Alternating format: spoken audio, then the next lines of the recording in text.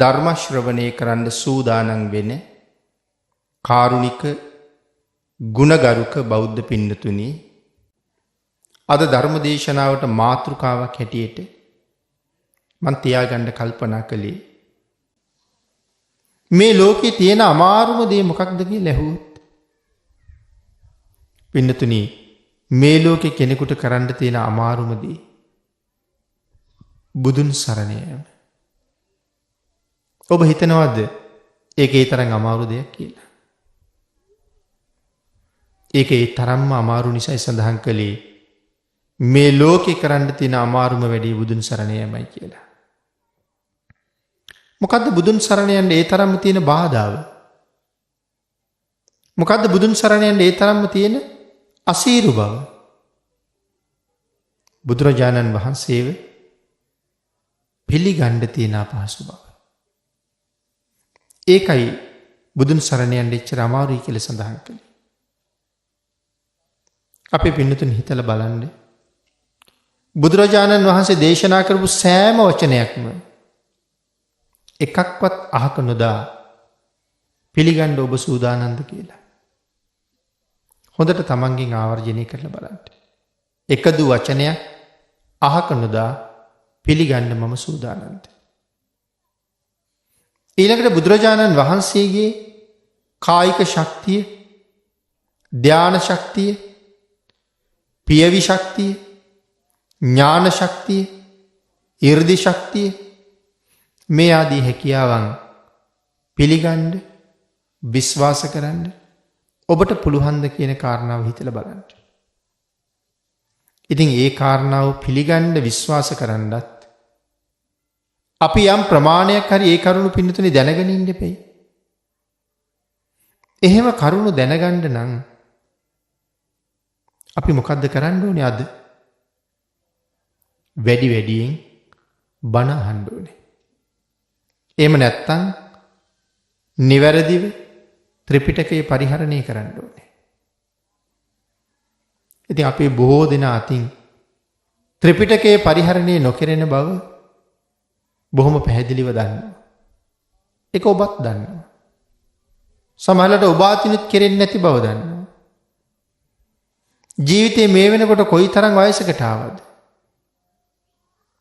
තාම ත්‍රිපිටකය අතටවත් අරන් නැති අය අපි අතර කොච්චර ඉන්නවද? පෙරලලා බලන්නේ නැතිය මේ තමයි ඒ උතුම් ත්‍රිපිටක පොත් වහන්සේ කියලා පොතක් අතට අරන්වත් නැති අය කොච්චර ඉන්නවද?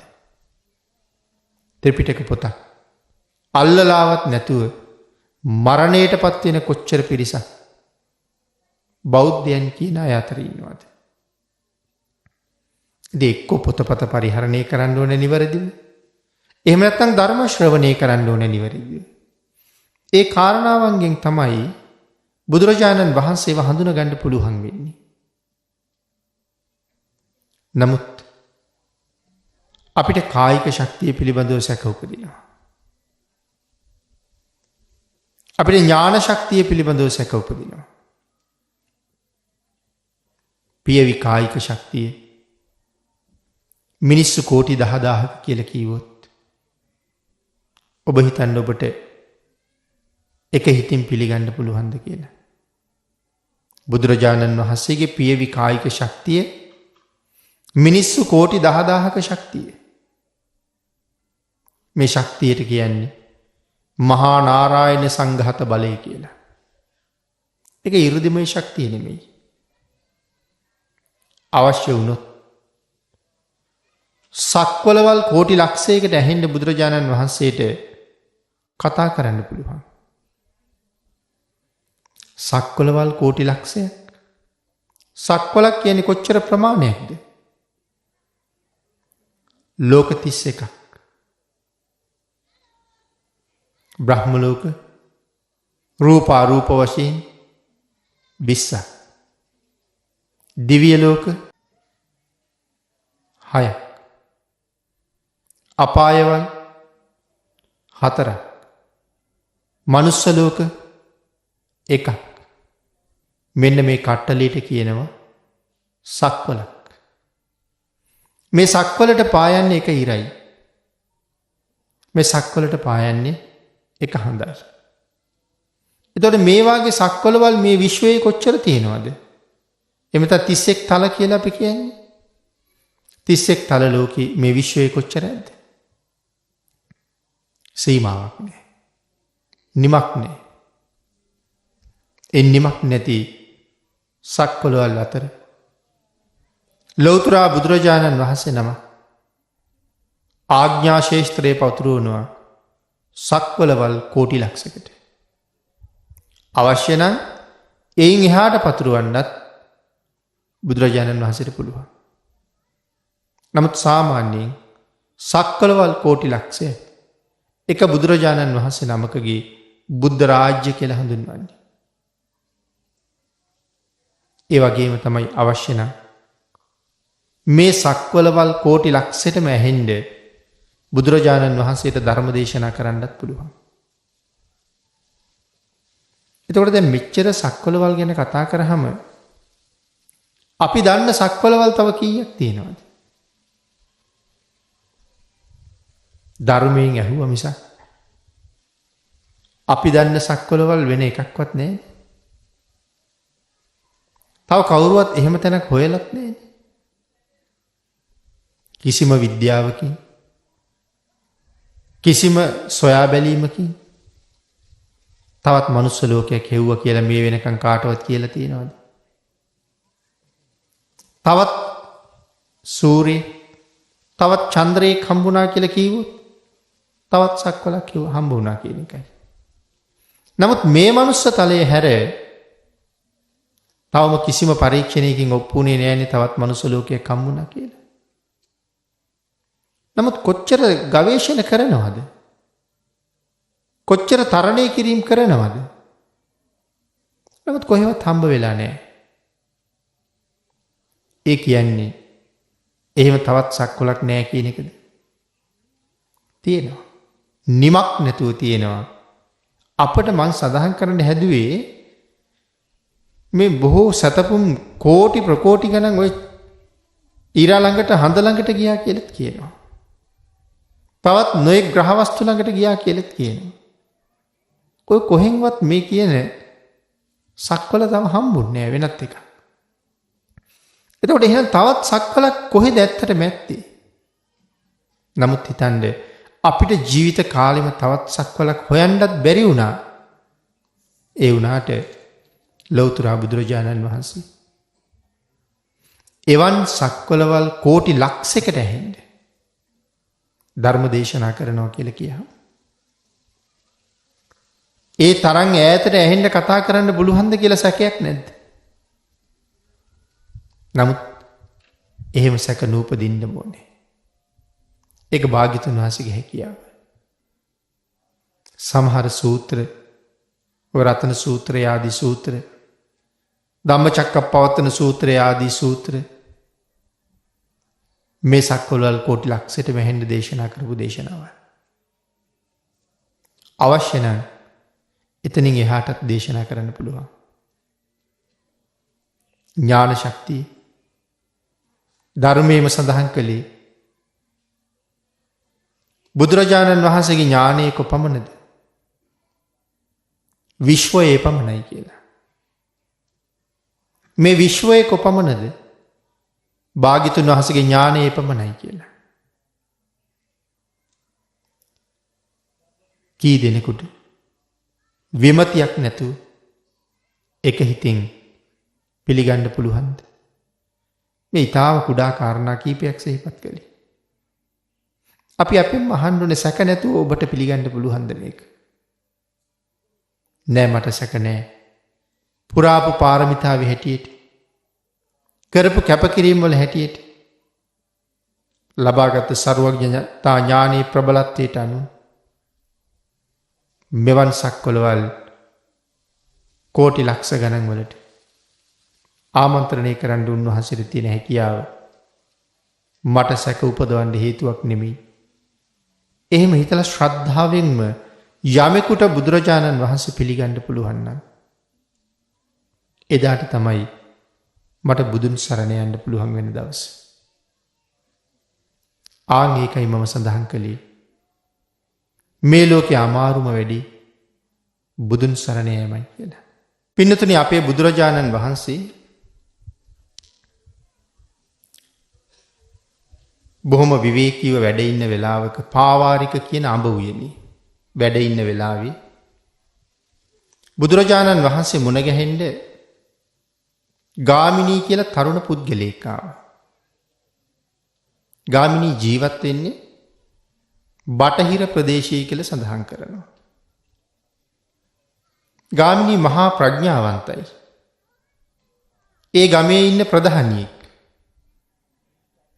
ඉතින් ගාමිණීට ප්‍රධාන වශයෙන් ඇතිවෙච්ච සැකයක් දුරු කරගන්න තමයි ගාමිණී බුදුරජාණන් වහන්සේ හොයාගෙන මේ එන්නේ. ඒ එන අතරතුර තමයි පාවාරික අඹ උයනේදී බුදුරජාණන් වහන්සේ මුණ ගැහෙන්නේ. ගාමිණී බුදුරජාණන් වහන්සේට වන්දනා කරලා ආගිය තොරතුරු ටිකක් කතා කරලා බුදුරජාණන් වහන්සේගෙන් අහනවා ස්වාමීනි භාග්‍යතුන් වහන්සේ මම ජීවත් වෙන පච්චා භූමියේ ඒ කියන්නේ බටහිර ප්‍රදේශයේ ජීවත් වෙන බ්‍රාහ්මණවරු දවසකට දෙපාරක් ඔවුන් ගඟට බැහැලා නානවා. ඒ නාන වෙලාවට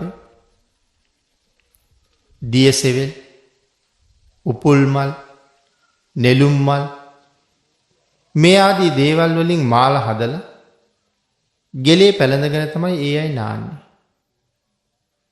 මොකද්ද මේ දවසකට දෙපාරක් සීතල වතුරේ බැහැලා නාන එකේ අරමුණ මේගොල්ලන්ගේ? පිරිසිදු වෙන්න, කුණු ඉවත් කරගන්න, හොඳ අය බවට පත් වෙන්න. මේක තමයි අරමුණ. එහෙම නාලා පිරිසිදු වෙලා කුණු ඉවත් කරගෙන ගොඩට එන බ්‍රාහ්මණවරුන්ට ඒ ප්‍රදේශවල ඉන්න මිනිස්සු මෙතන පිරිසිදු වෙලා කුණු ඉවත් කරගෙන ගොඩට එනවා කියලා සඳහන් කළේ අපේ කායිකව දැවටිලා තියෙන කුණු ඉවත් කරගත්ත කියන කාරණාව. ඒ මිනිස්සු ආරාධනා කරනවා බ්‍රාහ්මණතුමනි අපේ අම්මා මරණයටපත් වෙලා.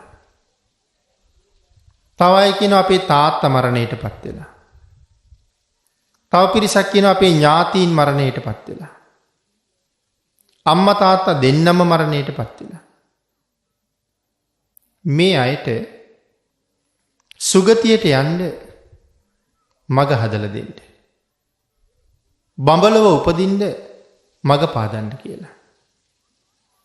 ඒ වෙනුවෙන් මොනවද මේගොල්ලෝ කරලා තියෙන්නේ? විශාල ගිනි මැල දල්වලා තියෙනවා. නොයෙක් වටිනා ධාන්‍ය වර්ග සහ තෙල් වර්ග එකතු කරලා තියලා තියෙනවා. අර බ්‍රාහ්මණවරු නාලා ගොඩට ඇවිල්ලා අර ධාන්‍ය විශාල වශයෙන් අරගෙන අර ගිනි ගොඩවල් වලට දානවා. ධාන්‍ය ගිනි ගොඩවල් වලට දමමින් ඒ ගිනි ගොඩ වටේට ස්තෝත්‍ර කීකියා ප්‍රදක්ෂිනා කරනවා. අර වටිනා තෙල් වර්ග, ගිතෙල්, තලතෙල් මේ ආදී තෙල් වර්ග ගින්නට දාලා පුලුස්සනවා. එහෙම පුලුස්සමින් ගිනි දල්වමින් නැවත නැවත මේ ගිනි ගොඩ වටේට ප්‍රදක්ෂිනා කර කර ස්තෝත්‍ර කියනවා. සෑහෙන වෙලාවක් එහෙම කරලා අර මිය ගිය අයගේ ඥාතීන්ට කියනවා දැන් හරි. ඔබලාගේ නමින් මරණයට පත්වෙච්ච ඒ ඥාතිවරු දැන් බඹලෝ ඉපදෙනවා. අර පිරිසද ඒ කාරණාව අහලා බොහෝම සතුටට පත් වෙනවා. ඥාතියා බඹලව ගියා කියලා. සමහර වෙලාවට මේ බ්‍රාහ්මණවරු අසනීප වෙලා, ජරා ජීර්ණ වෙලා, මරණාසන්න වෙලා ඉන්න වයසක අය ඉන්න ගෙවල් වලටත් යනවා. එහෙම ගිහිල්ලා දරුවන්ට කතා කරනවා. දරුවන්ට කතා කරලා ස්තෝත්‍ර කියනවා අර රෝගියා ළඟ. සමහර වෙලාවට මේ අය මේ බ්‍රාහ්මණවරු එක් කරගෙන යනවා. අපෙත් තියෙනවා චාරිත්‍රයක්. බොහෝම වයස්ගත වෙච්ච වැඩිහිටියෝ ඉන්න නිවෙස්වලට භික්ෂූන් වහන්සේලා වැඩම කරවලා ආශිර්වාදාත්මක පිරිත් දේශනාවල් කරනවා. ඒ වගේම හිත හැදෙන්න ධර්ම දේශනා කරලා ඒ වැඩිහිටියෝ පුළුවන් කාලේ කරපු පින්කම් සිහිපත් කරවලා භික්ෂූන් වහන්සේලා දැකලා හිතේ සතුට උපදවලා පරිස්කාර වගේ දේවල් සම්මාදන් කරලා පූජා කරලා ඥාතියා සතුටු කරලා පින් අනුමෝදන් කරනවා. ඒ වගේ මේ බ්‍රාහ්මණවරුත් ඒ නිවෙස් වලට ගිහිල්ලා අර මරණාසන්න පුද්ගලයාගේ යහන වටේට ඇවිද ඇවිද ස්තෝත්‍ර කියනවා. සෑහෙන වෙලාවක් ස්තෝත්‍ර කියලා ආශිර්වාද කරලා දරුවන්ට කියනවා දැන් ශෝක වෙන්න කාරි නෑ. දුක් වෙන්න බය වෙන්න කාරියක් නෑ. ඔබේ ඥාතියා මරුණ ගමන් බඹලොව උපදිනවා කියලා. හැමෝටම සතුටුයි. නමුත් භාග්‍යවතුන් වහන්සේ මේ දේශනාව සඳහා මූලික වෙන ගාමිණී මේ කාරණාව හැම වෙලාවෙම සැක කළා. එහෙම වෙන්න පුළුවන්ද? එහෙම කරන්න පුළුවන්ද මේ බ්‍රාහ්මණවරුන්ට? නිරයට යන්න ඉන්න අය සුගතියට යවන්න මේ අයට තියෙන හැකියාව මොකද්ද? දැන් මේ ප්‍රශ්නේ තමයි විසඳ ගන්න ඕනේ. ඒ නිසා තමයි ගාමිණී මේක විසඳ ගන්න සුදුසුම කෙනා කවුද කියන කාරණාව හිතලා බුදුරජාණන් වහන්සේ ගාවට එන්නේ. සුදුසුම කෙනා ළඟටමයි ගාමිණීත් එන්නේ. ඉතින් මේ කාරණාව බුදුරජාණන් වහන්සේට සිහිපත් කරලා අහනවා ස්වාමීනි මම දන්නවා භාග්‍යතුන් වහන්සේට ඒ වැඩේ කරන්න පුළුවන්. මරණාසන්නව ඉන්න ඕනම කෙනෙක් සුගතියට යවන්න භාග්‍යතුන් වහන්සේට පුළුවන්. මම ඒක නොදන්නව නෙමෙයි.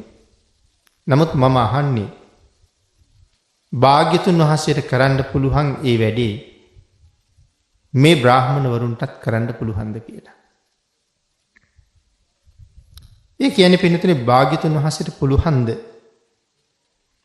නිරයට නියම වෙලා ඉන්න අය සුගතියට යොමු කරන්න? එහෙම කරපු තැන් එහෙම වුණ තැන් ධර්මයේ බොහෝමයක් සඳහන් කරලා තියෙනවා. උදාහරණයක් දෙකක් කෙටියෙන් සිහිපත් කළොත් අපේ පින්නතුන්ට මතක ඇති මට්ට කුණ්ඩලී ගැන. අසරණ දරුවෙක්. අසරණ කියලා කිව්වේ පෞල් පෙළපතින් අසරණ නෑ. මහා ධනස්කන්ධයකට උරුමකම් කියන මහ සිටුවරයෙකුගේ පුතෙක්. නමුත් තමන්ගේ තාත්තගෙන් නිතර ලැබිච්ච අවවාදයක් තිබුණා. ශ්‍රමණ බවත් ගෞතමයන් වහන්සේ ඇසුරු කරන්න එපා. ශ්‍රමණ බවත් ගෞතමයන් වහන්සේගේ ශ්‍රාවකයෝ ඇසුරු කරන්න එපා. මේක මට්ට කුණ්ඩලීට නිතරම ලැබෙන අවවාදයක්. ඒ නිසා තුනුරුවන් පිළිබඳව මට්ට කුණ්ඩලීට තිබුණේ මහා අප්‍රසාදය. අප්‍රසන්න බව. නමුත් මට්ට කුණ්ඩලී පස්සේ රෝගාතුර වෙලා මරණාසන්න වුණා. එක දවසක් මහා කරුණා සමාපත්තියෙන් ලෝක ධාතුව බලා වදාළ වෙලාවේ අපේ බුදුරජාණන් වහන්සේ මට්ට කුණ්ඩලීව දැක්කා. ඇයි මට්ට කුණ්ඩලී භාග්‍යතුන් වහන්සේගේ කරුණා නෙතින් දැක්කේ? අපේ බුදුරජාණන් වහන්සේ ආවර්ජනය කරාම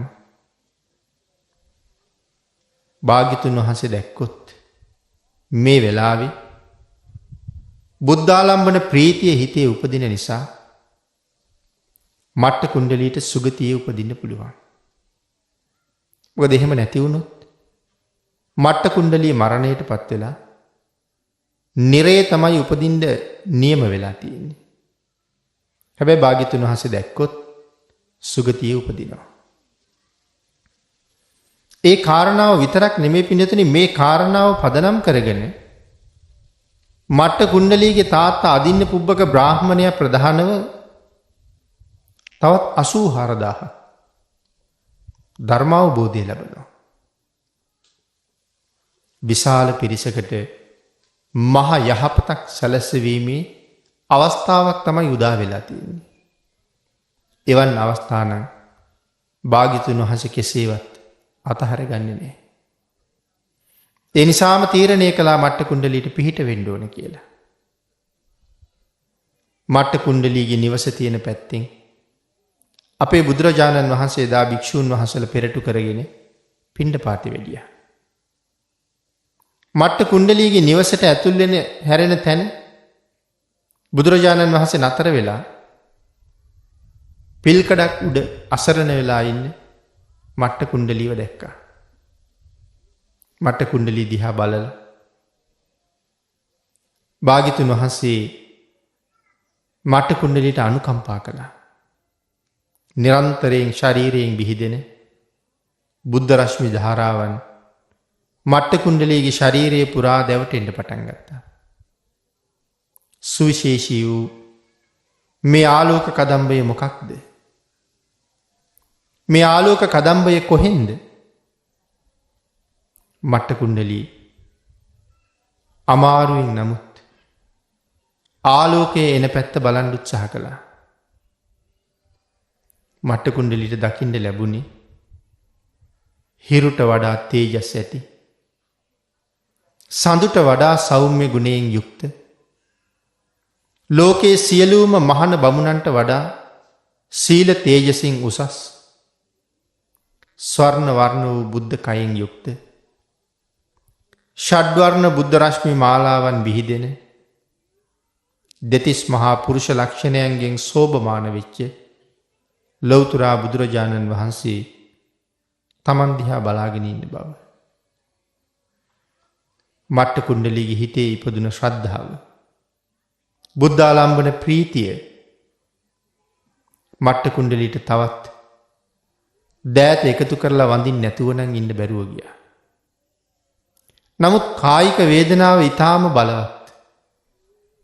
කොයි තරම් දුර්වල වෙලා හිටියත්, මොන තරම් වේදනාවෙන් හිටියත් මේ වෙලාවේ ඉපදිච්ච ප්‍රීති සංවේගයත් එක්ක මට්ට කුණ්ඩලී නම් රෝගී තරුණයා බුදුරජාණන් වහන්සේ දිහා බලාගෙන අමාරුවෙන් දසඟිලි එකතු කළා. අපේ බුදුරජාණන් වහන්සේ තීරණය කළා මට්ට කුණ්ඩලීට සුගතියේ යන්නේ ප්‍රමාණවත් කියලා. භාග්‍යතුන් වහන්සේ ඉවත් වෙලා වැඩියා. නිරේට යන්න හිටපු කෙනෙක්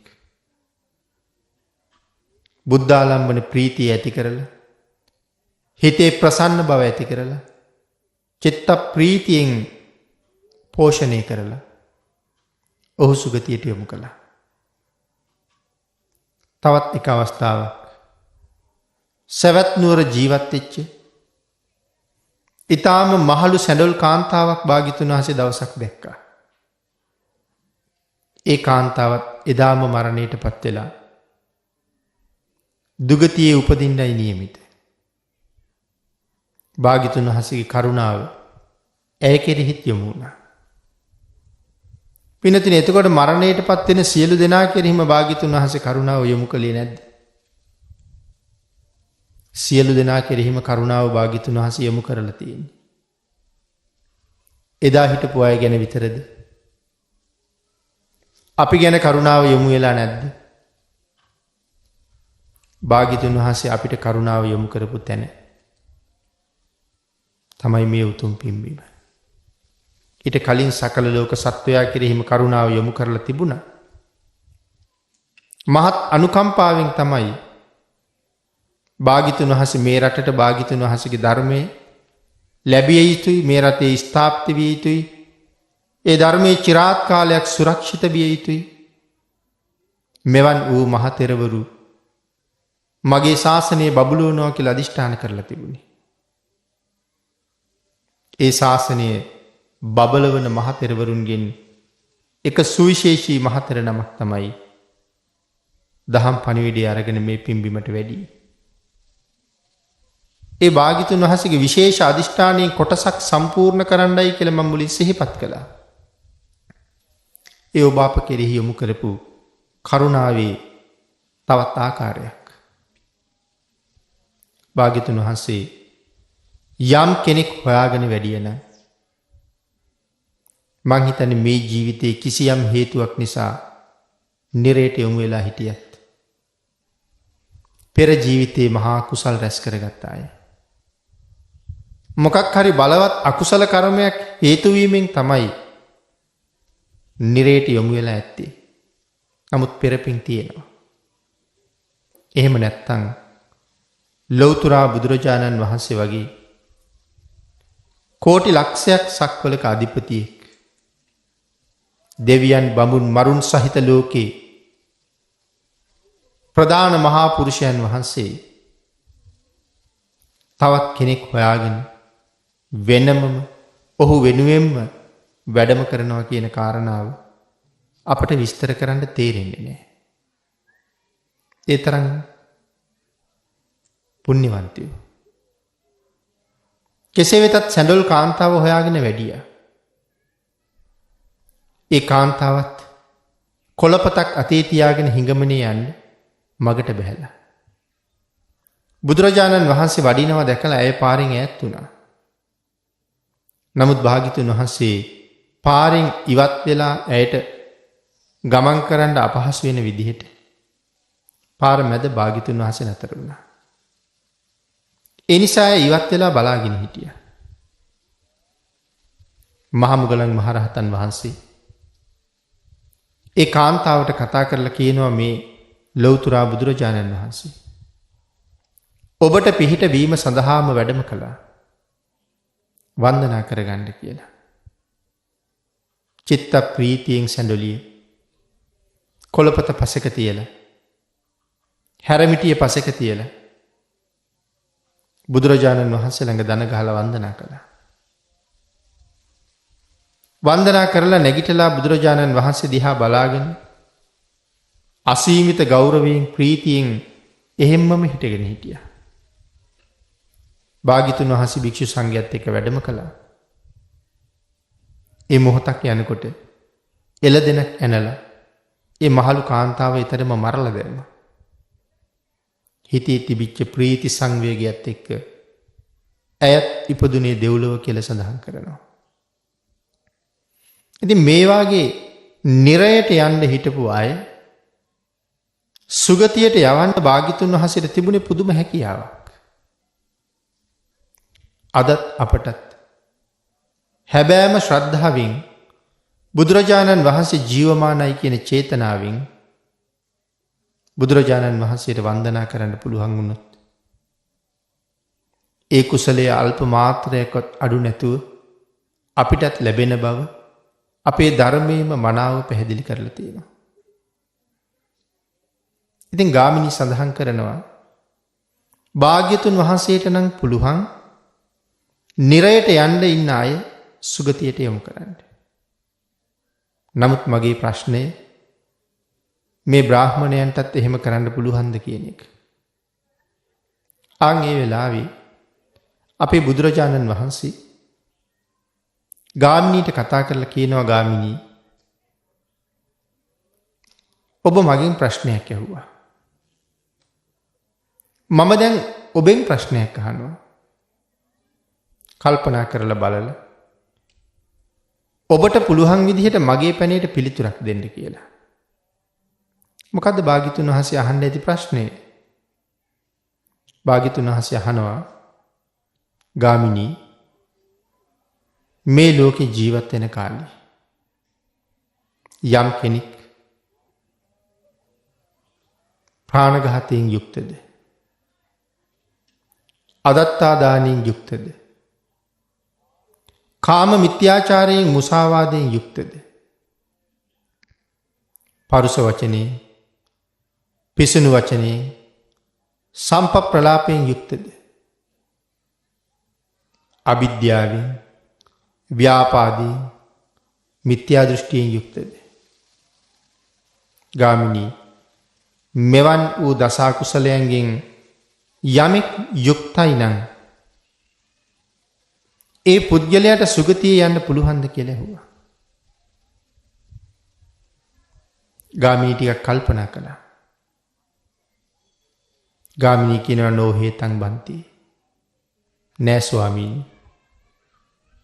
එවන් අයට දෙව්ලොව යන්න බෑ.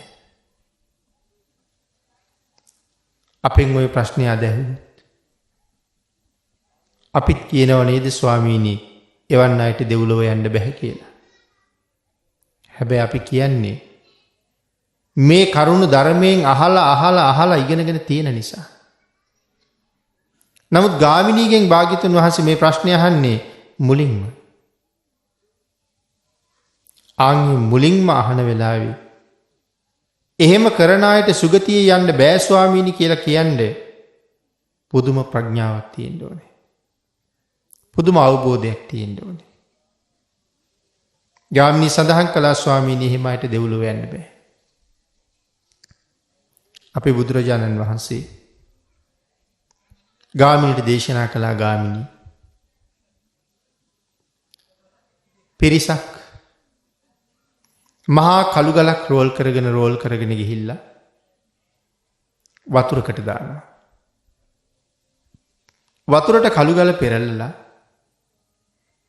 ඒ පිරිස වැඳගෙන ඒ වතුරකඩ වටේට ප්‍රදක්ෂිනා කර ස්තෝත්‍ර ගායනා කරලා අර කළු ගලට කතා කරනවා. අනේ කළු ගල ගොඩට එන්න. අනේ කළු ගල ගොඩට එන්න බැරි නම් මේ ජලය මත පාවිවි ඉන්න අපිට පේන්නේ. එහෙමත් බැරි නම් යටින් උඩට ඇවිල්ලා මේ ඉවුරට හේතු වෙලා හරි ඉන්න. කළු ගලෙන් එහෙම ඉල්ලීමක් කරනවා. ගාමිණී කළු ගල උඩ එනවද කියලා ඇහුවා. නෑ ස්වාමීනි. කොච්චර ස්තෝත්‍ර කීවත් කවුරු අඬ ගැහුවත් කළු ගල උඩට එන්නේ නෑ. තවත් යටට යන්න ඉඩ තිබ්බොත් යටට ඇදෙන එක කළු ගලේ ස්වභාවයයි. ගාමිණී එහෙම සඳහන් කළා. බුදුරජාණන් වහන්සේ මතක් කළා ගාමිණී ඒ වාගේ තමයි මේ බ්‍රාහ්මණයන්ගේ ක්‍රියාවත්. දස අකුසලයෙන්ම යුක්ත වෙච්ච අය. ඒගොල්ලෝ වයසට ගියා කියලා ඒගොල්ලෝ වෙනුවෙන් ගිනි දෙවියෝ පිදුවා කියලා ස්තෝත්‍ර කියලා අඬ ගැහුවා කියලා සුගතියට යන්න අවස්ථාව ලැබෙන්න කියලා යාඥා කළා කියලා ගාමිණී මේ කවුරුවත් සුගතිය යන්නේ නැහැ. අර කළු ගල වගේ. අකුසලයේ විසින් ඔවුන් යටට අදින ස්වභාවයෙන් යුක්තයි. එතකොට මෙතන මොනවද මේ අකුසල් කියලා කීවේ? දස අකුසල්. කයෙන් කරන වැරදි 3යි. වචනයෙන් කරන වැරදි 4යි. හිතින් කරන වැරදි 3යි. බුදුරජාණන් වහන්සේ දේශනා කරනවා ගාමිණී පරම්පරා ගණනාවක් සතුටු කර ඉපදිච්ච දරුවෝ සත්පුරුෂයෝ මුණ ගැහුනේ නැත්තම් දුගතියටමයි යන්නේ කියලා. ඒ පරම්පරා ගණනක් සතුටු කර ඉපදුනාය කියලා සඳහන් කළේ. ඔබ හිතලා බලන්න.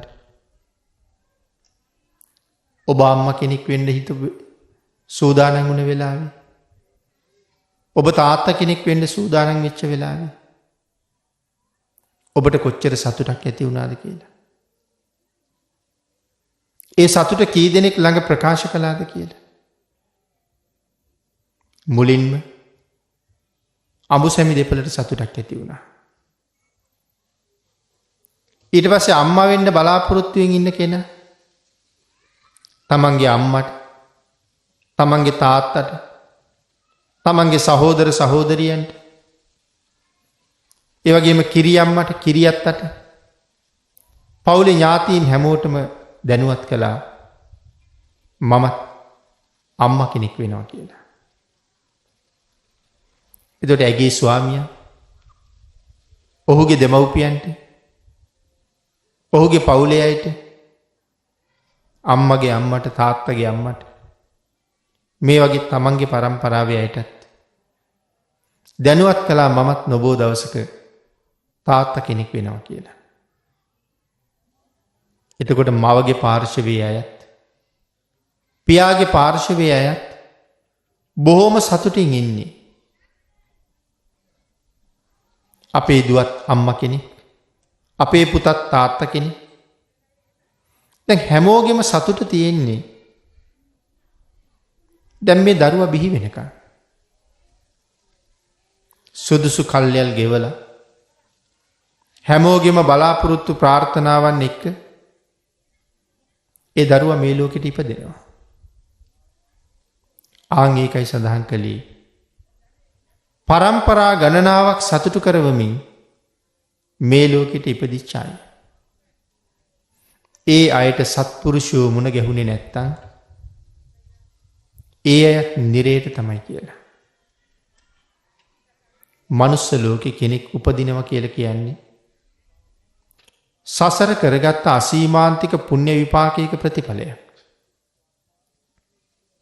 අපි ජීවත් වෙන ලෝකේ ඉපදිච්ච අය කොච්චර ඉන්නවද? මිනිස්සු විතරක් නෙමෙයිනේ. සත්තු සිව්පාවොත් ඉන්නවා. නිරයවල් වල ඉපදිච්ච අයත් ඉන්නවා. പ്രേත ලෝකේ ඉපදුන අයත් ඉන්නවා. විවිධ දුක් විඳින අසුර නිකායවල වල ඉපදිච්ච අයත් ඉන්නවා.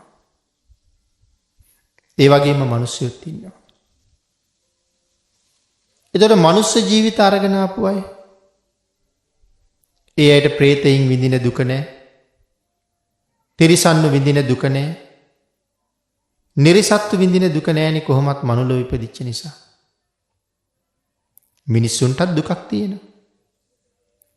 නමුත් නරක තිරිසන් പ്രേත කියන ලෝකවල ඉපදිච්ච අය විඳින දුකක් අපට නැහැ. මොකද එවන් දුක් මනුස්ස ලෝකේ විපාක දෙන්න බැරි නිසා. මනුස්ස ලෝකේ ඉපදුන අය අතරත් සම්මාදිට්ඨික මනුස්ස ජීවිතයක් අරගෙන ආපු අය සියලු මිනිසුන් අතර සුවිශේෂී පිරිසක්. සියලු මිනිසුන් අතර සුවිශේෂී පිරිසක් කියලා කියන්නේ හේතුව මොකක්ද? අපිටත් අතපය තියෙනවා. අන්‍ය ආගම් වල ඉන්නේ, අන්‍ය මතවාද පිළිගන්නේ, අන්‍ය වූ මිනිසයන්ටත් අපිට වගේම අතපය තියෙනවා. මුළු ශරීරයම අපි වගේම තමයි. කිසිම වෙනසක් නැහැ. අභ්‍යන්තරය, බාහිරත් මනුෂ්‍ය කියලා කියහම එකම ස්වභාවයයි. එතකොට එවන් අය අතරින් අපේ තියෙන වෙනස මොකක්ද? බාහිරින් පේන්න කිසිම වෙනසක් නැති වුණාට අපේ ක්‍රියාකාරකම් වල වෙනසක් තියෙනවා. පිළිගැනීම් වල වෙනසක් තියෙනවා. මොනවද මේ ක්‍රියාකාරකම් පිළිගැනීම් වල තියෙන වෙනස? අපි බුදුරජාණන් වහන්සේව පිළිගන්නවා. තවත් නොයෙක් අය ඒ ආගම් වල ශාස්ත්‍රවරුන් සරණ ගිහිල්ලා ඒ ශාස්ත්‍රවරු පිළිගන්නවා. ලෞතර බුදුරජාණන් වහන්සේ කියලා කියන්නේ බෞද්ධයයි සම්මත ජන වර්ගයකට සීමා වුණ ශාස්ත්‍රඥ වහන්සේ නමක්ද? මහා බෝසතාණන් වහන්සේ ලෞතර බුදු වෙන කාලේ දෙසතක් මිත්‍යා දෘෂ්ටි තිබුණ කියලා සඳහන් කරනවා. ඉපදුන කාලේ බුදු වෙන කාලේ. නමුත් මහා බෝසතාණන් වහන්සේ ලෞතර බුදු බව ලබන තාක් බෞද්ධ කියලා පිරිසක් හිටියද? බුදු දහම කියලා දහමක් තිබුණද? එහෙම එකක් තිබුණේ නැහැ. බුදු වුණ ගමම්ම ශ්‍රාවක පිරිසක් හිටියද? එහෙම පිරිසක් හිටියෙත් නැහැ. 62ක් තරම් මහා මිත්‍යා දෘෂ්ටි එදා සමාජයේ තිබුණා. ඒ කොහොමද මේ මිත්‍යා දෘෂ්ටි ප්‍රමාණය ඒ තරම් වුණේ? යම් කෙනෙක් නිවන පිළිබඳව සුගතිය පිළිබඳව යම් අදහසක් සඳහන් කළා.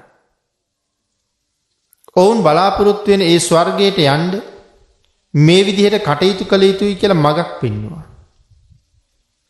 නමුත් තවත් පිරිසක් ඒ මග යනකොට තවත් පිරිසක් ඒ මගට විරුද්ධ වුණා. ඒ මගින් සුගතිය යන්න බෑ කියලා කල්පනා කළා. ඒ නිසා තවත් වීර්යවන්තයෙක් සුගතියට යන තවත් ක්‍රමයක් ඉදිරිපත් කරා. විශාල පිරිසක් ඔහු ළඟත් අනුගත වුණා. හැබැයි ඒකට කැමති නැති තව පිරිසක් තවත් වෙනත් ක්‍රමයක් ජීවිතයට එකතු කරගත්තා. ඒ ඔස්සේ තවත් පිරිසක් අනුගත වුණා. මේ විදිහට තමයි මේ දෙසටක් මිත්‍යා දෘෂ්ටි ගොඩ නැගුණේ. ලෞතර බුදුරජාණන් වහන්සේ ධර්ම දේශනා කරාම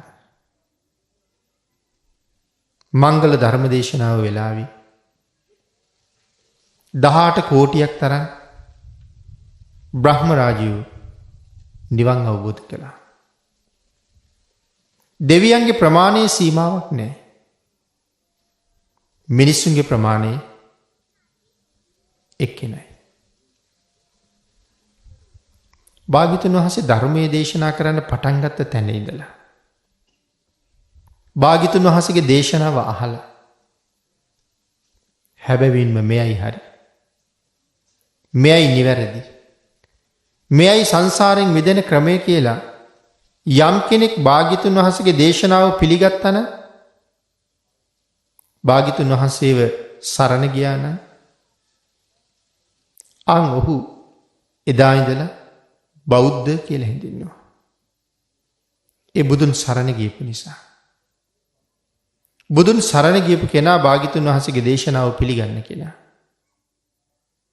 ඒ නිසා සමස්ත සකල ලෝකයටම දහම් දේශනා කළා මිසක් වෙනම කණ්ඩායමක් පන්තියක් බෙදාගෙන භාග්‍යවතුන් වහන්සේ ධර්ම දේශනා කළේ නෑ. මහා කල්ප අසංඛ්‍ය 4,00,000 පාරමිතා පිරුවේ සංසාරේ දුක් විඳින සකල සත්වයාම සසරින් එතර කිරීමේ පූර්ණ බලාපොරොත්තු ඇතුව. එතකොට යම් කෙනෙක් බුදුරජාණන් වහන්සේගේ දේශනාව අහලා මේ නිවැරදි කියලා තේරුම් අරගෙන එතන නතර වුණා නම්, එතන නතර වෙන්න, ඒ තේරුම් ගන්න, අවබෝධ කරගන්න, පිළිගන්න ඒ පුද්ගලයාට සුවිශේෂී කුසල් තිබුණ නිසායි ඔහු ඒ නිවැරදි මගට අනුගත වුණේ. පින්නතුනි, අපේ බුදුරජාණන් වහන්සේ දේශනා කොට වදාළෙමු සත්පුරුෂයෝ මුණ නොගැහුණොත් පරම්පරා ගානක් සතුටු කර කර ඉපදිච්ච අය දුගතිගාමී වෙනවා කියන කතාව. මේ ලෝකේ ඉපදිලා බොහෝ සැප සම්පත් විඳින්න පුළුවන්. පෙර කරගත්ත කුසල කර්ම වලට අනුව. යම් කෙනෙක් මේ ලෝකේ යම් සැපයක් විඳිනවා නම් ඒ හැම සැපයක්ම පෙර කරන ලද කුසල කර්මයක ප්‍රතිඵලයක්. ඒ අහවල් කෙනාය කියලා කාරණාවක් නැහැ. හැමෝම මනුස්ස ජීවිත ලැබුවේ පෙර කරපු කුසල කර්ම නිසා. ඒ ජීවිතය තුළ සිනහ මුසු මුහුණින් සතුටින් යම් සැපයක් විඳිනවා නම් ඒ හැම එකක්ම පෙර කරපු කුසලයක් නිසාමයි. දෑස්වල කඳුළු පුරවගෙන වැළපෙමින් ජීවත් වෙනවා නම්, දුක් සහිත ජීවිත ගත කරනවා නම් ඒ හැම එකක්ම පෙර කරන ලද අකුසල කර්මයක්මයි. නමුත් අපි හැමෝම සතුට දුක මේ දෙකම විඳ විඳ මේ ලෝකේ ජීවත් වෙනවා. බොහෝ කුසල් කරලා බොහෝ සැප සම්පත් සහිතව ඉපදිලා මනුස්ස ලෝකේ කාම සම්පත් අතර උසස්ම සැප විඳ විඳ ජීවත් වෙලා මරණයට පත්වෙන පිරිසක් මේ ලෝකේ ඉන්නවා. මහා ධන කුවේරයන් ජීවත් වෙන ලෝකයක්. නමුත් එහෙම මහා ධන සම්පත් තිබිලා හිතාගන්න බැරි සැප සම්පත් භුක්ති විඳලා අවුරුදු 60ක් 70ක් ජීවත් වෙලා මැරෙන අය කොහේ යනවද? හිතලා බලන්න. සම්මා දිට්ඨිය නැති නිසා දුගතිගාමී වෙලා ඉපදෙනවා. නමුත් සමහර වෙලාවට තිසරණේ පිහිටලා බුදුරජාණන් වහන්සේට කීකරු වෙච්ච ශ්‍රාවකයෝ මේ ලෝකේ යම් විදිහකින් ජීවත් වෙලා තිසරණේ නිසා සීලේ නිසා මැරිලා ගිහිල්ලා සුගතිය උපදිනවා. පිරිසක් දුගතියට යනවා. පිරිසක් සුගතියට යනවා. අතරක් නැති, හිඩැසක් නැති, විවේකයක් නැති, කිසිම සුවයක් නැති නිරය මොනතරම් දුක්ඛදායකද කියන කාරණාව අපේ බුදුරජාණන් වහන්සේ නොඑක් දේශනාවල් වල මනවින් දේශනා කොට වදාළා. එවන් නිරයට නොයා සුගතියෙන් සුගතියට යන්න බුදුරජාණන් වහන්සේ හැර පාර පෙන්නපු වෙනත් ශාස්ත්‍රවරයෙක් නැහැ. මහා පූජාවල් දැක්කහම මහා පින්කම් දැක්කහම කී දෙනෙකුට ඉවසන්න බැරුව යනවද? ඒ නිසා කී දෙනෙක් චෝදනා කරනවද බනිනවද ඒ වගේ පින්කම් වලට? නමුත් පින්නතුනි මේ ලෝකේ ජීවත් වෙන අපි හැමෝම කැමති අපට වැඩිපුර ලැබෙනවට. හිතලා බලන්නකො අඩුවෙන් ලැබෙනවට කැමති කවුරුවත් ඉන්නවද කියලා? වැඩියෙන් ලැබෙනවටමයි අපි හැමෝම කැමති. හැම දෙයක්ම වැඩියෙන් ලැබෙනවට නම් කැමති. පින අඩුවෙන් ලැබෙනවට කැමතිද? පිනත් වැඩියෙන් ලැබෙනවා නම් තමයි අපි හැමෝම කැමති. මේ ලෝකේ වැඩියෙන්ම පින් සිද්ධ වෙන්නේ කාට දුන්නොත්ද? ධර්මයේ බොහෝම පැහැදිලිව දේශනා කරනවා වැඩියෙන්ම කුසල් හම්බෙන්නේ භාග්‍යතුන් වහන්සේට කරන පූජාවෙන් කියලා. වේලම් සූත්‍රයේ සඳහන් කළේ මුළු ජම්බුද්දීපේම ජම්බුද්දීපේ කියලා ගියාම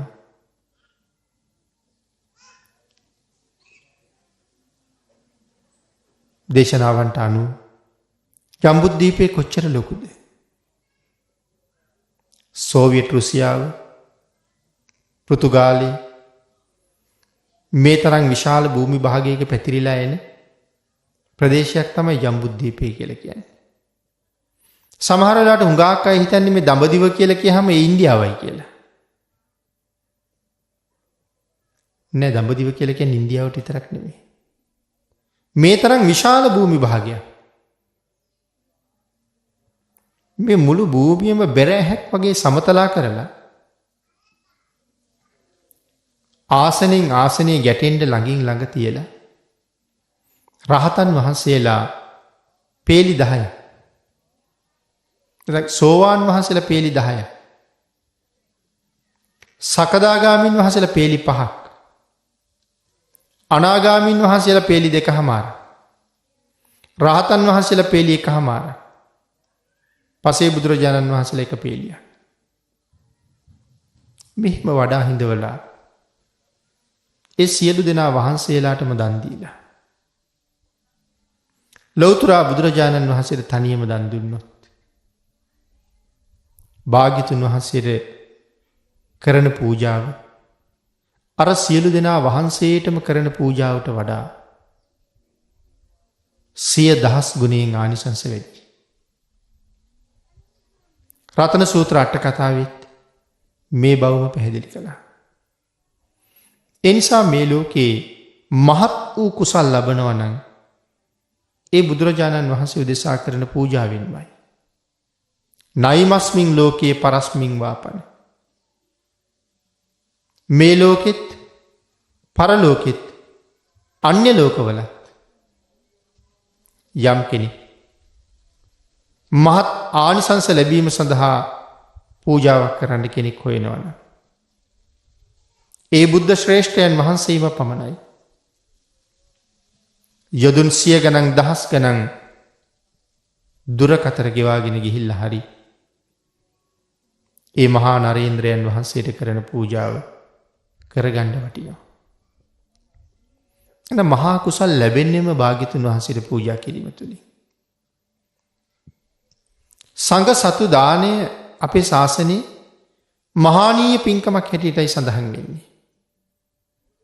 ඒත් සඳහන් කරනවා පින්නතුනි සංඝ සතු දාණය ලෞතර බුදුරජාණන් වහන්සේට කරන පෞද්ගලික පූජාව තරම් ආනිසංස නැහැ කියලා. එතනත් භාග්‍යතුන් වහන්සේට කරන පූජාවම ආනිසංසයෙන් වැඩි.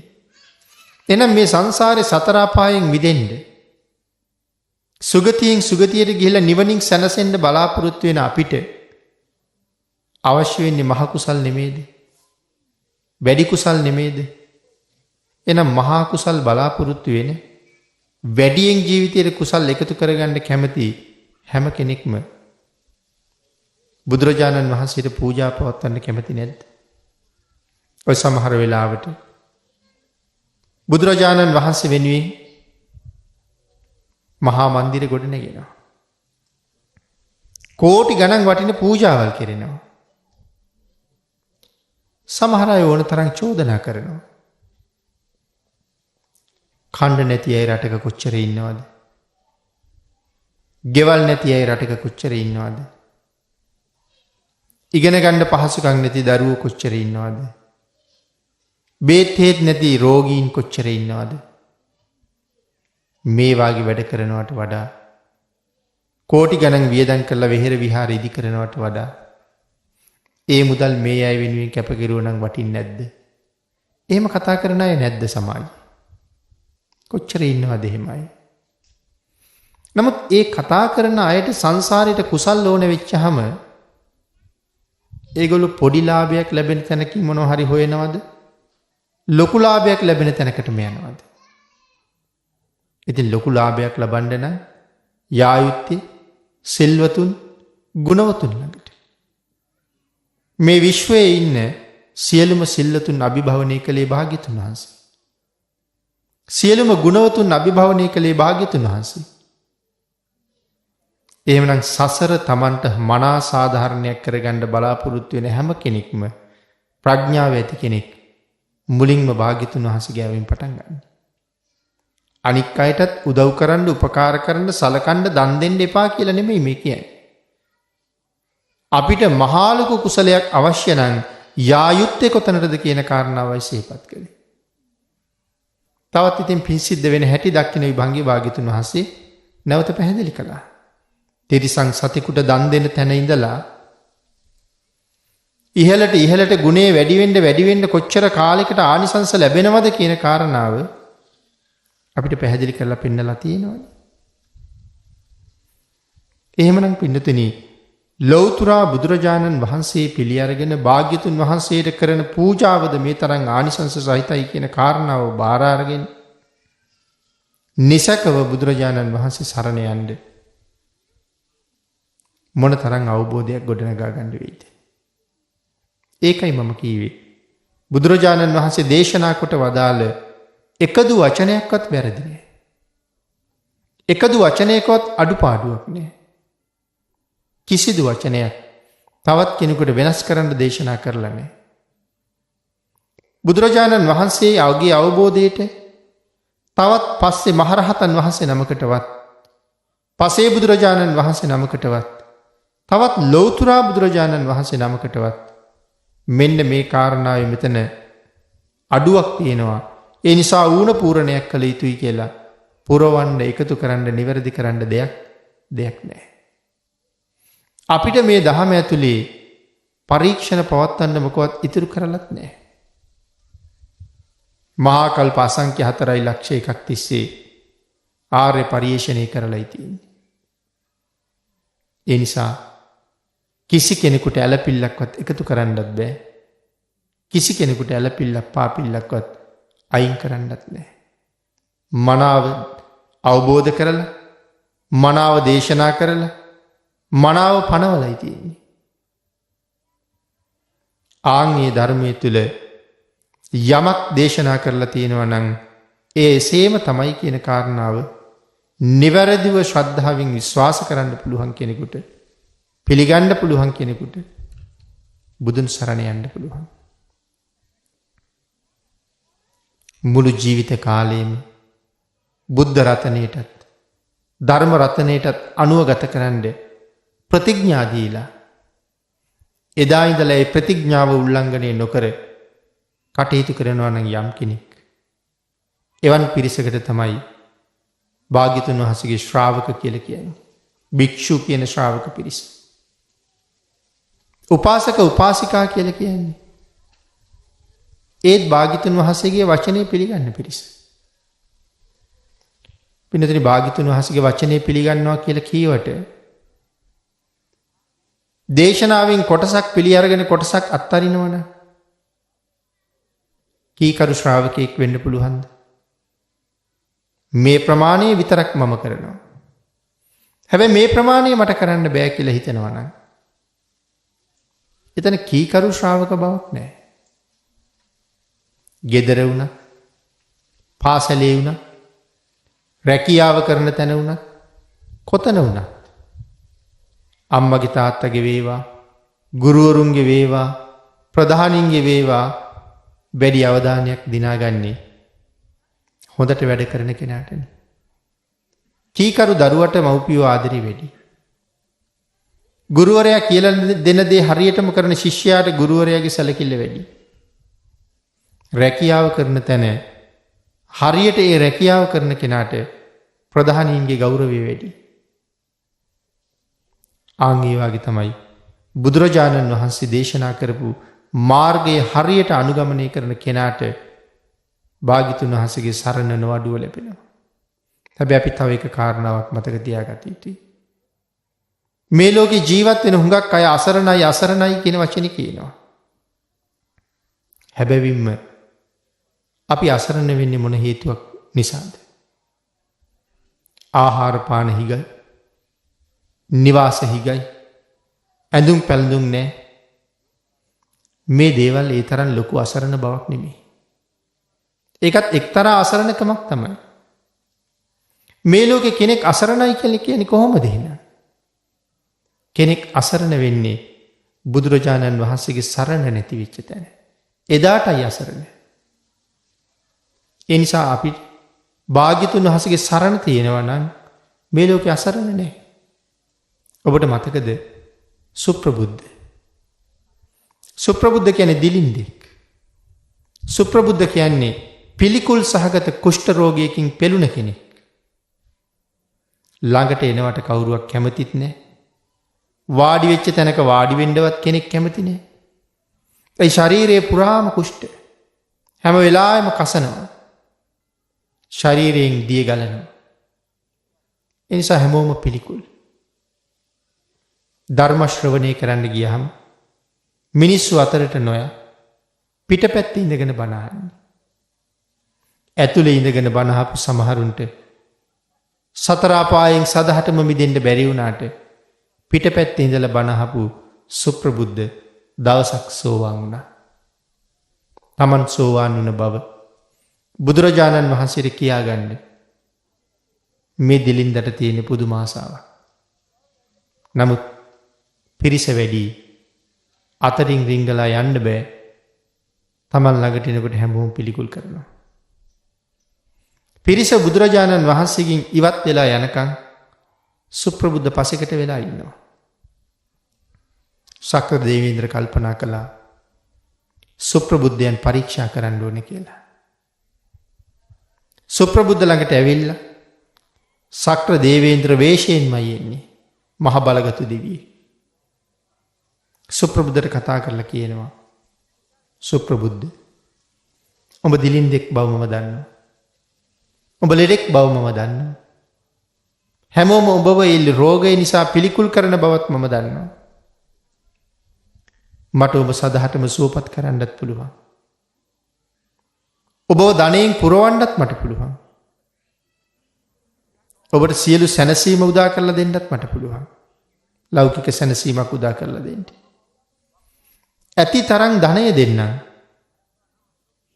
මම කියන දේ කියන්න පුළුවන් නම් කියලා කිව්වා. මොකද්ද කියලා ඇහුවා. බුදුන් බුදුන් නොවේ කියාපන්. දහම් දහම් නොවේ කියාපන්. සඟුම් සඟුම් නොවේ කියාපන්. මේ වචන තුන කියන්න ඕනේ. බුදුන් දහම් සඟුම් මම පිළිගන්නේ නැහැ කියලා. සුප්‍රබුද්ධ බැලුවා අර මහ ප්‍රතාපවත් තේජවන්ත දෙවියගේ මූණ දිහා. බලලා අහනවා ඔබ කවුද කියලා. දෙවිය කියනවා දෙදෙව් ලෝකයට අධිපති ශක්‍ර දේවේන්ද්‍රය කියන්නේ මටයි කියලා. සුප්‍රබුද්ධ ගත් කටටම ඊළඟට මොකද්ද කියන්නේ? ශක්‍රයා වුණත් උඹ මහ මෝඩෙක්. බුදුන් බුදුන්මයි. දහම් දහම්මයි. සඟුන් සඟුන්මයි. උඹේ ධනය ඉසුරත් නැතුවට මට කමක් නැහැ. ඔබ හිතුවද මන් දුප්පත් කියලා? ඔබට මන් දුප්පත් වගේ පෙනුනට ශක්‍ර දේවේන්ද්‍රේ මම දුප්පත් නෑ. මම ගාව තියෙන එක ධනයක් නෙමෙයි. මම ගාව තියෙනවා ආර්ය ධන 7ක්. සක්තාර්ය ධනය මං ගාව තියෙනවා. බුදුරජාණන් වහන්සේ දේශනා කළේ යමෙක් ළඟ මේ සප්තාර්ය ධනය තියෙනවා නම් ඔහු සක්විති රජෙකුට වඩා උසස් කියලා. මං ළඟ ඒ 7ම තියෙනවා. ඒක කොහෙද මං දුප්පත්? ශක්‍ර දේවේන්ද්‍රයන්ගෙන් අහපු හැටි. ආන් ඒකයි මම සඳහන් කළේ. දිලිඳු බව කියලා කියන්නේ භාග්‍යතුන් වහන්සේගේ සරණ නැති වෙච්ච තැනයි. අසරණයි කියලා කියන්නේ ඒකට. මේ අසරණය පිළිගන්නේ තමන් අසරණයි කිව්වට. ඔහුට ලොකුවට ගෙවල් නැහැ. අඳින්න හොඳට ඇඳුම් නැහැ. ප්‍රණීත වූ කෑම බීමක් නැහැ. කායික සුවයකුත් ලොකුවට නැහැ. නමුත් මැරුණ ගමන් කොහෙද? මැරුණ ගමන් සුගතියි. නැවත කවදාවත් ජීවිතේ පවතින තාක්කල් සතර පායට යන්නේ නැති තැනට ඇවිල්ලා ඉන්නේ. නමුත් ඔබ ඒ වගේම මම මැරුණ ගමන් කොහෙද කියන කාරණාව තාම අපට ස්ථිර නැහැ. එතකොට අපි අසරණයි. නමුත් යමෙක් හරියටම තෙරුවන් සරණ ගියා නම් ඔහු අසරණ නැති කෙනෙක්.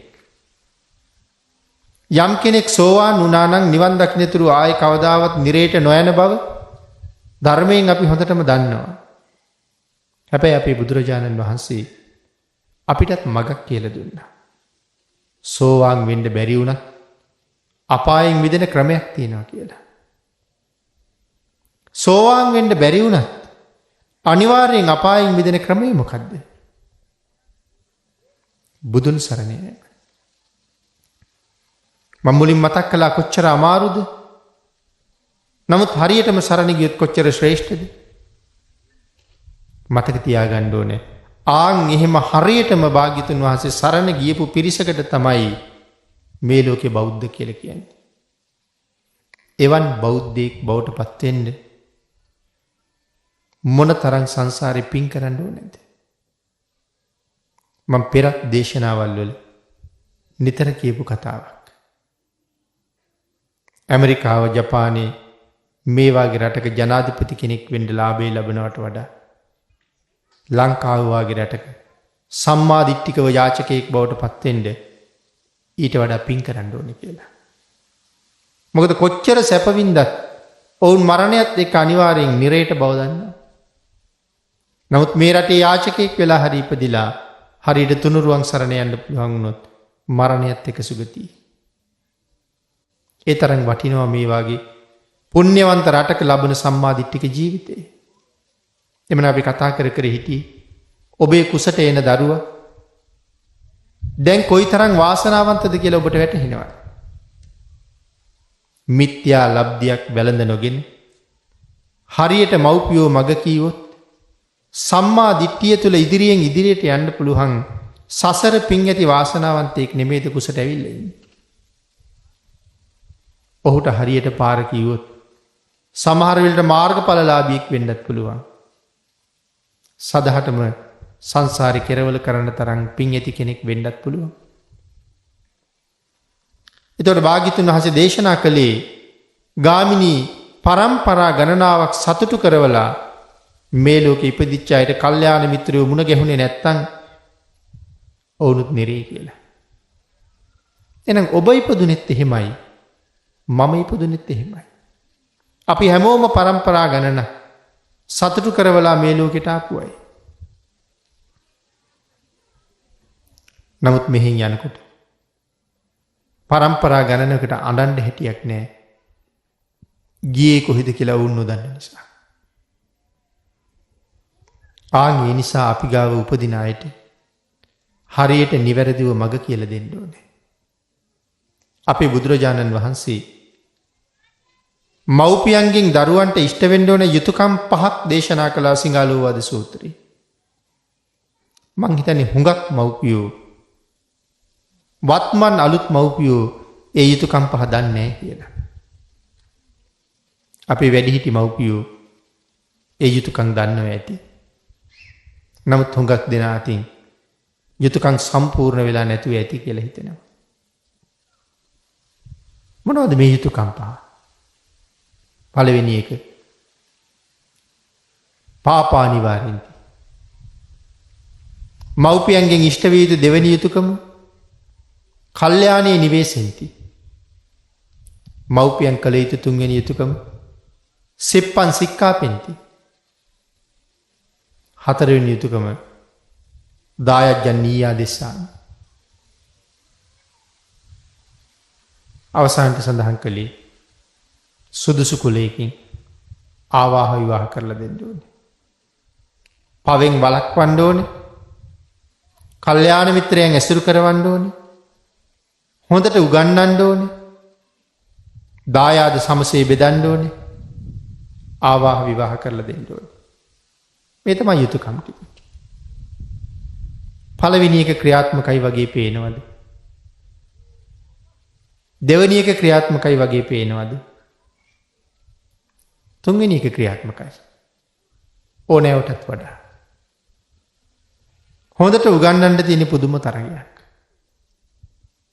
තරඟේ වැඩි වුණාම තමන් ගැන හිතන්නෙත් නැහැ.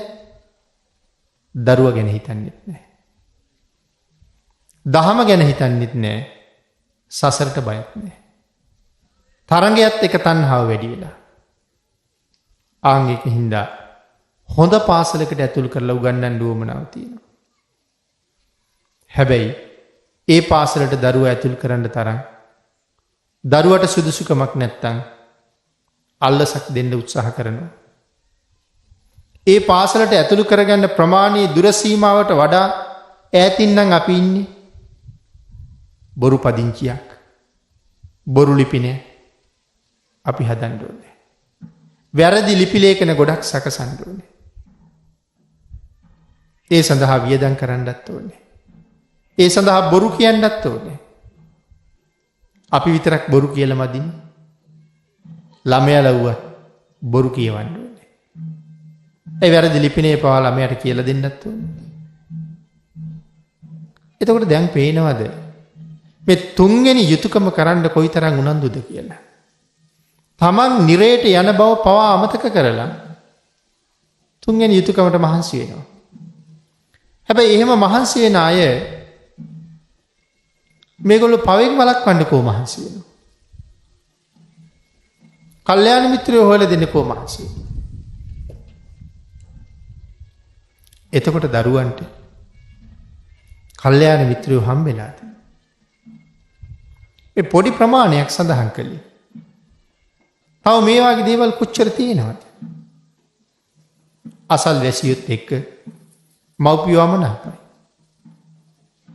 සමහරලාට ඒගොල්ලෝ අමනාප නිවෙස්වල දරුවොත් එක්ක ළමයි කතා බහ කරනවන ඒකටත් තරහයි. මේවා ගිහිතු පුංචි කාලි කරුණු කාරණා නොදන්න නිසා ඇත්තටම දරුවන්ට බොරු කියන්න උගන්වන්න එපා. මව්පියෝ කල්යාණ මිත්‍රත්වයේ අහිමිවීම කොයිතරම් පාඩුද. සමහර වෙලාවට දරුවා නලවන්න ගියපු තැන ඉඳලා පවා අම්මා අතින් කොයිතරම් බොරු කියවෙනවද. ඒක දරුවට කොච්චර පාඩුද. එහෙම වෙන්නේ නැද්ද හිතන්න. බය කරන්න වෙච්චහම නිදි කරවන්න වෙච්චහම කෑම කන්න නැතිකොට කෑම කවා ගන්න. අපි කොච්චර බොරු කියනවද. හැබැයි කාලයක් යනකොට ළමයා දැනගන්නවා අම්මා කියන්නේ බොරු කියලා. ඊට පස්සේ ළමයාට අම්මගේ වචනේ විශ්වාසද? ඊට පස්සේ ළමයා දන්නවා අම්මා කියන්නේ බොරු කියලා. පස්සේ කාලේ ලොකු මහත් වෙලා අම්මට විරුද්ධව කතා කරනකොට තාත්තට විරුද්ධව කතා කරනකොට මව්පියන්ට බොරු කියනකොට මව්පියන්ට බනිනකොට අම්මා කියනවා පුතේ අම්මට බනින්න එපා. අම්මා එක්ක එකට එක කියන්න එපා. පව් සිද්ධ වෙනවා. අපාය යන්න සිද්ධ වෙයි. ළමයා පිළිගනීද? ඒ මුලින් කියලා තියෙන්නේ බොරු. එහෙනම් දැන් අද අම්මා ඇත්ත කියනකොට ඒකත් ළමයා හිතන්නේ බොරු. දැන් බලන්න කොච්චර පාඩුද කියලා. සත්පුරුෂයෝ මුණ නොගැහුනොත් පරම්පරා ගණනක් සතුටු කරපු අය නිරේට කියලා සඳහන් කළේ මේක නිසා නෙමෙයිද? අපි උගන්වපු අය. අර විදිහට මහන්සි වෙලා මූලික යුතුයකම් දෙකම අමතක කරලා නමුත් උපාධි 4-5ක් ගන්න තැනට යනකම් උගන්වලා තියෙනවා. නමුත් ඒ අය කවදාවත් පන්සිල් ආරක්ෂා කරනවද? අනිත් ටික ඔක්කොම පැත්තක තියලා පන්සිල් ගැන හිතන්න. උගත් ප්‍රජාව සියලු දෙනාම පන්සිල් රකින්න අයද? නමුත් පන්සිල් නොරකින්නවා නම් රටත් ජාතියත් ආගමත් තුනම නැති කරන කෙනෙක් කියලා තේරෙන්නේ නැද්ද? පන්සිල් නැත්නම් එහෙම කෙනෙක් වෙනවා. වර්තමානයේ වෙලා තියෙන తত্ত্বය එතකොට හොඳට තේරෙනවා. රට නැති කරනවා කියලා කියහම බලන්න කොච්චර අය මේ රටින් විදේශ රටවල් වලට ගිහිල්ලා ඒ රටවල් වල හැංගෙනවද? වංචා කරනවද? මත්ද්‍රව්‍ය වාගේ දේවල් ගෙනහිල්ලා ඒ රටවල් වල කොච්චර අහු වෙලා සිරගත වෙලා රටට අපකීර්තියක් ගේනවද? ඒක නිසා නේද සමහර රටවල් වලට යනකොට අපිට ලොකුවට වත්කම් පෙන්වන්න වෙලා තියෙන්නේ. ඉඩකඩම් ප්‍රමාණය, රැකී ආරක්ෂා, ඔහුගෙන් යැපෙන්නු. ඒ ටික පෙන්නුවොත් තමයි අපිට ඒ රටට එන්න බලපත්‍ර දෙන්නේ. මොකද මොහුට මෙහෙ නවතින්න අවශ්‍යතාවයක් නැහැ. මෙහෙ හැංගෙන්න උවමනාවක් නැහැ කියලා තහවුරු කරගත්තාම අපිට ඒ රටට එන්න අවස්ථාව දෙනවා. මොකද අපි ගැන සැකයි බොරු කරනවා කියලා. එතකොට රට පිළිබඳව තියෙන ගෞරවනීය නාමය විනාශ කරනවා. පන්සිල් නැති නිසා. පන්සිල් තියෙනවා නම් බොරු කරන්න බෑනේ. පන්සිල් තියෙනවා නම් හොර කරන්න බෑනේ. ජාතියේ ගෞරවය මේ ලෝකයේ අජානීයන් පිළිබඳව දේශනා කරනකොට ඔය සිංහ සූත්‍රයේ වාගේ සීහ සූත්‍රයේ වාගේ තැන්වල අජානීය කියන වචනයට කොච්චර අයිති වෙන පිරිසක් ඉන්නවද කියලා පැහැදිලි කරනවා. අපි නම් කතා කරන්නේ අජානීය අශ්වය ගැන. ඒකට ධර්මයේ තියෙනවා අජානීය සිංහ, අජානීය හත්ති, අජානීය අශ්ව, අජානීය වෘෂභ, අජානීය පුරුෂ. අජානීයෝ 5 දෙනෙක් ගැන කතා කරනවා. අජානීය පුරුෂයෝ කොහෙද උපදින්නේ? අජානීය පුරුෂයෝ උපදින්නේ ජම්බුද්වීපයේ කපිලවස්තුවේ. කපිලවස්තුවේ කොහොමද අජානීයයන් උපදින්නේ කියන කාරණාව ශාක්‍ය කෝලිය වංශය පිළිබඳව විස්තර කරන තැන පැහැදිලි කරලා තියෙනවා. කපිලවස්තුව ඇරුණහම අජානීයයන් උපදින අනික් රට තමයි ලංකාව. වෙනත් ලෝකෙ කොහෙවත් ගැන කතා කරලා නැහැ. කවුද ලංකාවේ ඉපදිච්ච අජානීය? ඒ තමයි අපේ දසමහයෝධයෝ. මොනතරම් කාය ශක්තිය, මොනතරම් ඥාන ශක්තිය. සමහර යෝධයෝ සම්බුද්ධ ශාසනය ආරක්ෂා කරන්න යුද්ධ කරලා පස්සේ මහාන වෙලා රහත් වුණා. තේරපුත්තාබේ ගෝඨයිම්බර වගේ අය සංසාරෙම අත්හැරලා ගියා. සමහර යෝධයෝ සුගතියට ගියා. කාය ශක්තිය ගෝඨයිම්බරලගේ, තේරපුත්තාබේලගේ, මහයෝධයා වෙච්ච නන්දිමිත්‍ර වගේ අයගේ කාය ශක්තිය අපිට හිතාගන්න බැරි ශක්තියක්. මිනිස්සු කෝටි 100කට වඩා නන්දිමිත්‍ර ශක්තිමත් කියලා කියන්නේ. උදාහරණ සහිත එවන් ජාතියකින්, එවන් මුතුන් මිත්තන්ගෙන් පැවතීගෙන එන ජාතියක්. නමුත් අද ඒ අදීන නාමය කොයිතරම් පළුදු කරලාද? එනම් ජාතියත් විනාශ කරලා, ආගමත් විනාශ කරලා, බුදුදහම විවේචනය කළොත්, භික්ෂූන් වහන්සේලාට පහර ගැහුවොත්, ශාසනය විනාශ කරන්න කටයුතු කළොත්, ඒ කටයුතු කරන්නන් අතර අපිම ප්‍රධාන නැද්ද කියලා කල්පනා කරලා බලන්න ඕනේ. එහෙනම් පන්සිල් නැති තැන රටයි ජාතියයි ආගමයි තුනම විනාශ කරන පිරිසක් ගොඩනගෙනවා කියන කාරණාව තව උදාහරණ කීයකින් කතා කරන්න පුළුවන්ද? කවුරු නිසාද? අපි අපේ යුතුයකම හරියට සම්පූර්ණ නොකළොත් මොන තරම් විනාශයක් සිද්ධ වෙනවද? එතකොට අද ඒ විනාශය නෙමෙයි උදා වෙලා තියෙන්නේ. එයි පළවෙනි යුතුයකමයි දෙවෙනි යුතුයකමයි අමතක කරලා තුන්වෙනි තැන ඉඳලා පටන් ගත්ත නිසා අපි හැමෝටම වැරදිලා. එතකොට අපි භාග්‍යතුන් වහන්සේට කී කරුද මේ ප්‍රශ්නෙට උත්තර හොයන්න ඕනේ. කෝ අපි පවෙන් වළක්වලා, කෝ අපි කල්යාණ මිත්‍රයෝ ඇසුරු කරලා මේ භාග්‍යතුන් වහන්සේ අපිට කරන්න කියපු දේවල්. එහෙනම් අපිත් කීකරු ශ්‍රාවක කියන තැනින් නිකම්ම එළියට විසි වෙලා. ආන් ඒක නිසයි සඳහන් කළේ පරම්පරා ගානක් සතුටු කරවමින් ඉපදිච්ච අයට සත්පුරුෂයෝ හම්බුන්නේ නැත්තන් නිරේට කියලා. ඊළඟට පින්නතුනි, අම්මා තාත්තා මේ ලෝකේ කොයිතරම් ශ්‍රේෂ්ඨද? බුදුරජාණන් වහන්සේ අම්මා තාත්තා කියන නමට කොයිතරම් ගෞරවයක් දුන්නද? මේ විශ්ව ධාතුව තුල අම්මා තාත්තට මොනතරම් ස්වභාව ධර්මයාගේ ආශිර්වාදයක් තියෙනවද? ආන් ඒක නිසා තමයි දසවස්තුක සම්මාදිට්ඨියේ මවෙක් ඇත පියෙක් ඇත කියලා කාරණා දෙකක් වෙනම තියෙනවා. ඒ තරම්ම සුවිශේෂී චරිත දෙකක් මේ විශ්වය තුල අම්මා සහ තාත්තා කියලා කියන්නේ.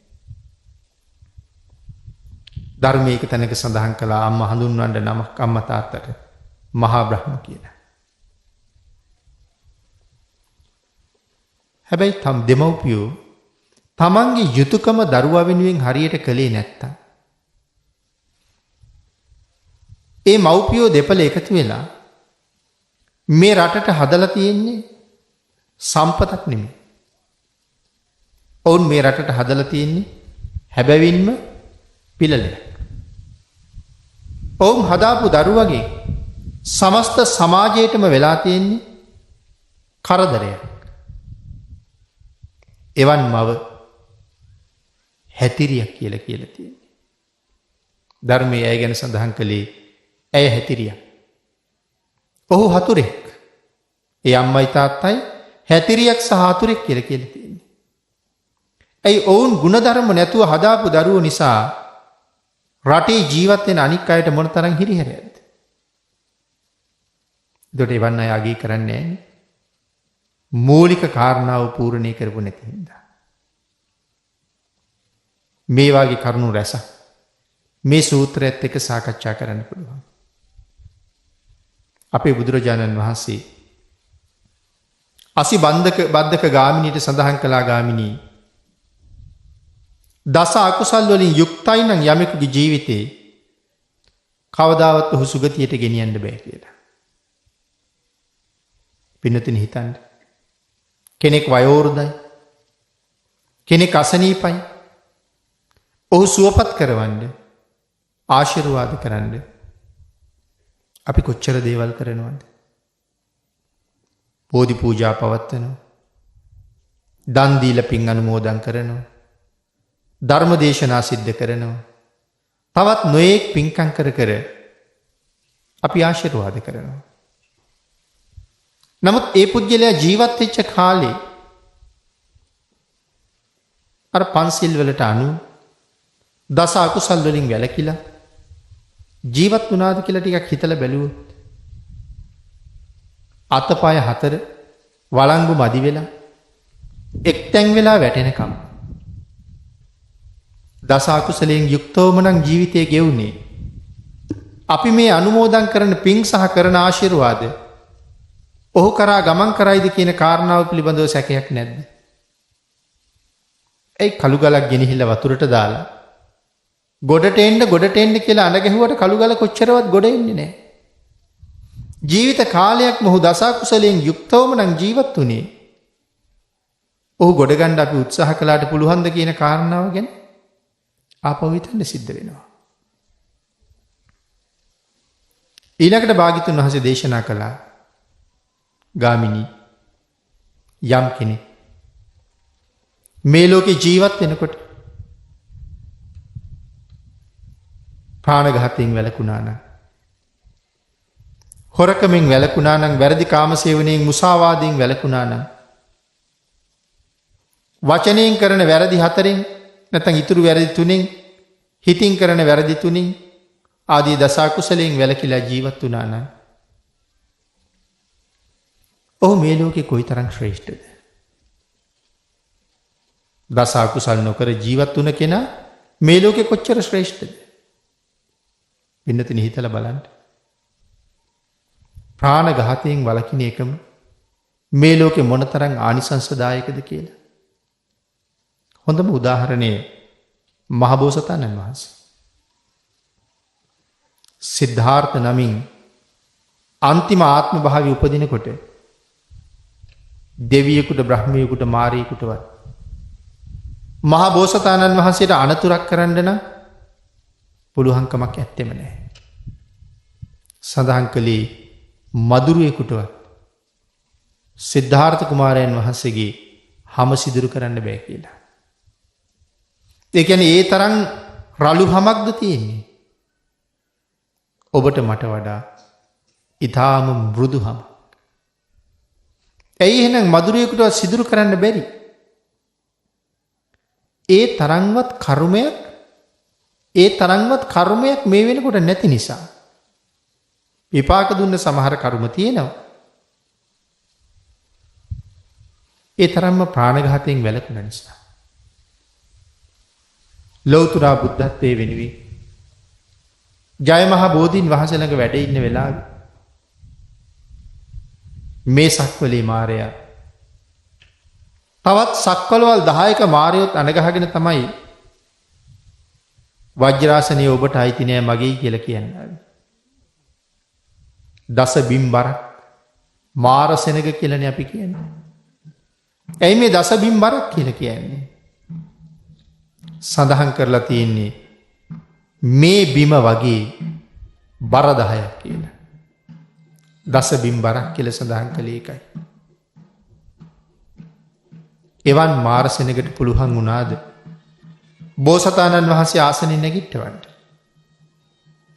එවන් මාර පිරිසකට බෝසතාණන් වහන්සේ බය වුණාද? මාරයා වරුසා 9ක් වැස්සෙව්වා.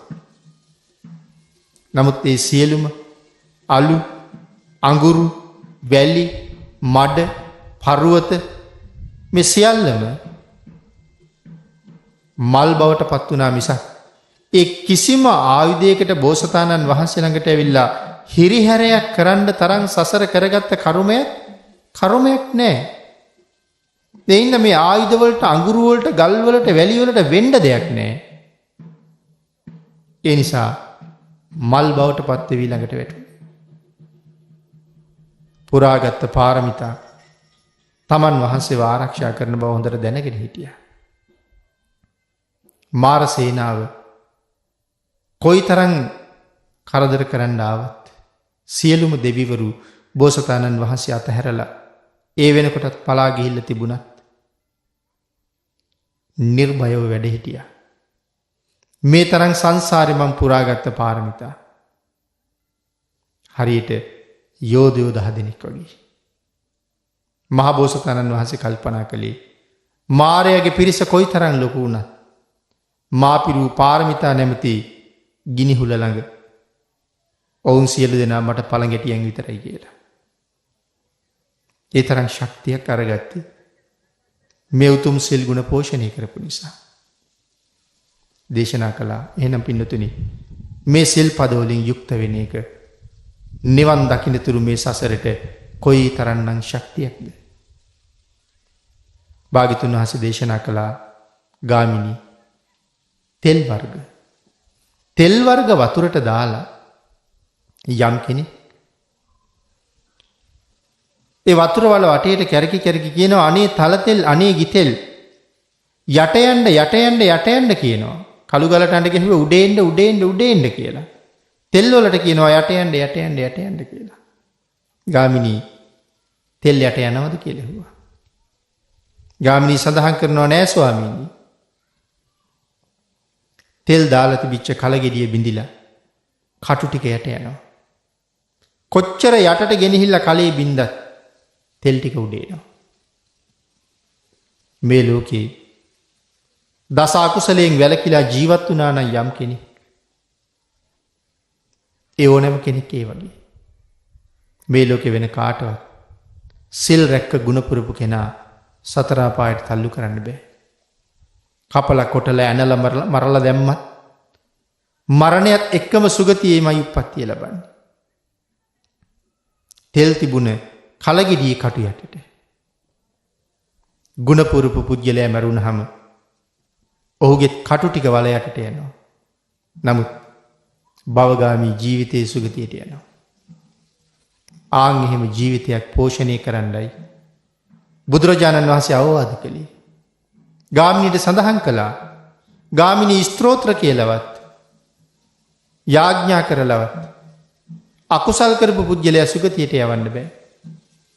නමුත් ගාමිණී ස්තෝත්‍ර කියලා යාඥා කරලා කුසල් කරපු කෙනා දුගතියට යවන්නත් බෑ. කියන කාරණාව ගාමිණීට පැහැදිලි කරලා දුන්නහම අසිබන්ධක ගාමිණී බොහොම ප්‍රීති ප්‍රමෝදයෙන් භාග්‍යතුන් වහන්සේගේ අනුශාසනාව පිළිගත්තා. පච්චා භූමි වාසී ප්‍රධානියෙක් බවට පත්වෙච්ච අසිබන්ධක ගාමිණී එදා බුදුන් සරණ ගියා. මේ කාරණාව ගැන නැවත නැවත මෙනෙහි කරන්න ඕනේ. අපි මේක අපේ ජීවිතයට මහා ආදර්ශයක් බවට පත් කරගන්න ඕනේ. සම්මා දිට්ඨිකව ලැබිච්ච ශ්‍රේෂ්ඨ මනුස්ස ජීවිතය කොයිතරම් උතුම්ද? නමුත් ගත වෙන මොහොතක් පාසා ඔබට මට අහිමි වෙන්නේ ඒ උදාරතර ජීවිතේමයි. වැඩියෙන් පින් කරගන්නයි අපි මෙහාට ආවේ. නමුත් කාම ලෝකේ ඉපදුනාට පස්සේ හුඟ දෙනෙක් කියන්නේ පින්නම් කරන්න ඕනේ කොහෙද නිමාඩුවක් තියෙන්නේ කියලා.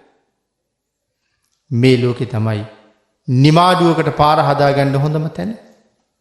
නමුත් පංචකාමයේ තුල අතරමං වෙච්ච අය මේ ලෝකේ නිමාඩුවක් නැතුවම වැඩ කරලා සමහරලාට නිමාඩු ගන්න හිතාගෙන ඇත්තේ නිරේට ගිහිල්ලා.